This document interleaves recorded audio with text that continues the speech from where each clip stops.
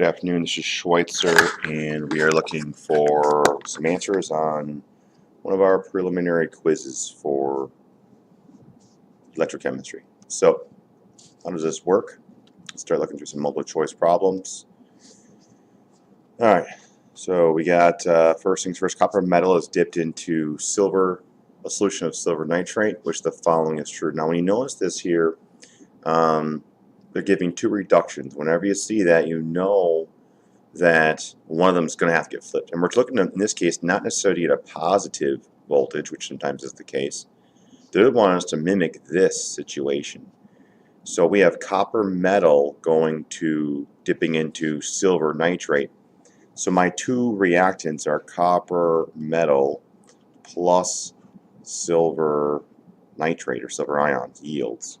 That means that this one's all set, but this one's going to get flipped. So I'm just going to flip this to a negative, giving us a positive 0.46 volts, which means this particular reaction is going to have a positive electric potential.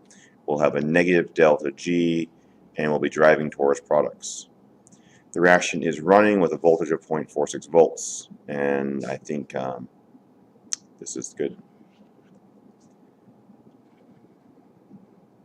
The following reaction is spontaneous at 298. Again, when I see this, positive delta E prime, negative delta G prime, and that should also be the case for those guys. Alright, so which of the following is true regarding the reaction above? Iron is being oxidized. Okay, so we have Fe plus 2 goes to Fe plus 3. Alright, so to make this work, I'd have to put an electron on this side. You should be aware that's oxidation. Yes. 5 electrons are involved in the exchange of this reaction cycle. Okay. So, in this situation, what we want to do is we want to know that we essentially want to balance this chemical reaction. So, whatever electrons are lost on one side are gained on the other. This is a more complicated, or some more involved version, not super complicated. We'll see hopefully some examples of that in class. But all we really need to do is look at half of it. So one half of this reaction, this is already balanced. We have 5 Fe plus 2s, and we're going to 5 Fe's plus 3. And if you balance that, it's 5 electrons, and that's the top half. The other half is going to be MnO4 minus 1 plus 8 H pluses yields Mn plus 2 plus 4 waters. That is the other half of the half reaction. And you know, this is a little harder to see, and we'll see some information on how this works, but in this situation, there has to be 5 electrons here because that's what's over here. So that answer is yes. Not too difficult to see half of this. The pH of this reaction, it will be increasing as it proceeds. Okay, so this is a little bit of a double negative, but increasing because we're pulling out H plus ions. That means we're reducing the acidity, which means we're increasing basic. This means increasing basicness. And that is really what this is saying, increasing pH. This catch a few people. So the answer is 1, 2, and 3, all of them. Alright. Which of the following is correct? Alright. Alright, so we got a cell running here, 2 reductions. I want this thing to run, apparently. Because I have everything's lined up to run. I don't see any silver ions here, but alright, so they're saying it's running. So I'm going to flip one of these to get this to run, and I'm going to flip therefore the top one. This will be zinc metal goes to zinc 2 plus 2 electrons, and that's a positive 0.76 volts. Alright, looks like we got about a 1.56 voltage. Alright, so in this situation, zinc is jumping off the post, forming zinc 2 plus ions. The silver ions are jumping onto the post. That's electrons are flowing in this direction. Negatives will flow this way. Positives will flow that way. All right. The zinc electrode is getting more massive. No. The electrons will flow through the wire towards the silver electrode. Yes. Electrons will flow through the salt bridge towards the silver. Electrons do not flow through the salt bridge. Ions flow through the salt bridge. Therefore, that's no. 2 only.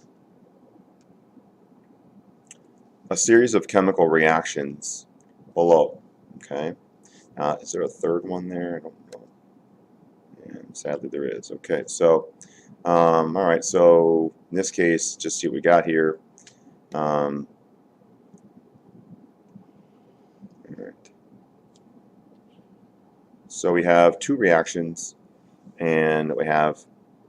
I'm assuming these are running, and that would be successfully running, which means that we have, doesn't say if they're metals or non-metals, just chemicals. So in this case, X is gaining electrons, Y is losing, so X is being reduced, Y is being oxidized, so Y oxidizes X plus, Z oxidizes X plus. So in this case, just looking at it in terms of oxidation, Y is a better oxidizer, Z is a better oxidizer, and therefore we don't know who's better between Y and Z, but I do know that Y and Z are better than X as far as oxidizing abilities. And the next one shows that Z is also better than Y. So Z is the top oxidizer, followed by Y, followed by X. Again, we've talked about this in class. This just means that in this case, because this runs, and I should probably put a stipulation in there, that this voltage is bigger than this voltage. This voltage would be negative, this voltage would be positive, and this value is bigger than this one because it was positive voltage. All right, in experiment 1, X is being reduced. All right, well, we had X plus, let's just see it again to make sure I don't write it wrong, is X being reduced? And I should probably, again, the answer is yes, X plus is being reduced. So, again, that's a little bit of a, maybe clarification. I'm going to change this to X plus. X plus is being reduced, and at that point I'll say yes, because technically X itself is a product and not being reduced. So I'm going to change it to X plus. Do experiment 1 and 2, make the judgment about X plus as the strongest reducer. Okay, now, in this case, this is the strongest oxidizer. Therefore, X plus, Y plus, Z plus, this is the strongest reducer. It is the most able to give away electrons. So, this is due to experiment 1 and 2, one can make the judgment X is the strongest reducer. Yes. We don't need experiment 3 to know that. Experiment 3 differentiates between these two. And experiment 3 appears to be conflicting with experiment 1 and 2. No. All experiment 3 is doing is qualifying between Y and Z. Alright, so we're going to go with that change there will make 1 and 2 the only answer. And there we go. Stuff you got to think about before you just see it. Alright, so this is our little setup here. Draw a quick little cell of this thing. Probably should have a little beak here you can just fill in, but there we go. Alright, so we got our magnesium. We have our aluminum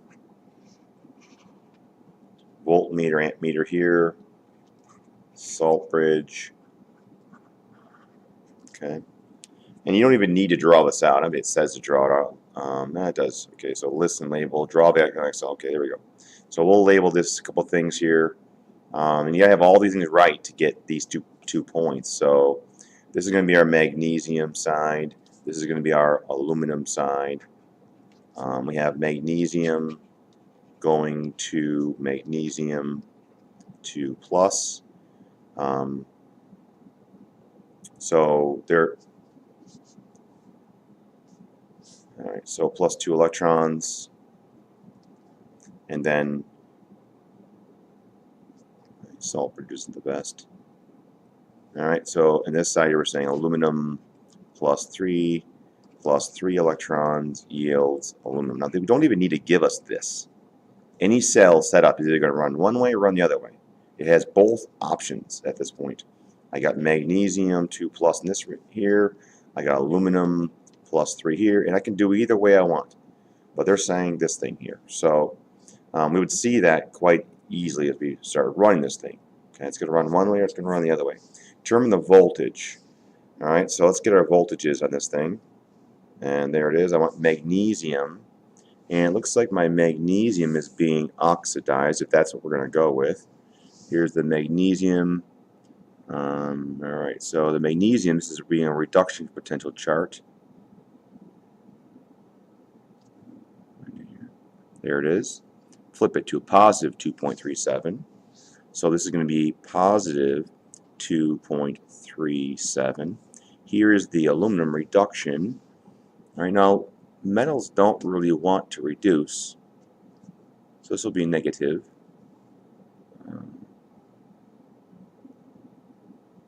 There it is, negative 1.66.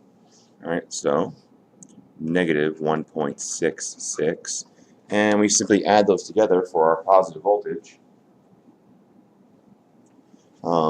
Again, we wouldn't have had a need to have that given to us. We should have been able to realize that everything's present there. It'll run. So 2.37 plus a negative 1.66 equals 0.71 volts.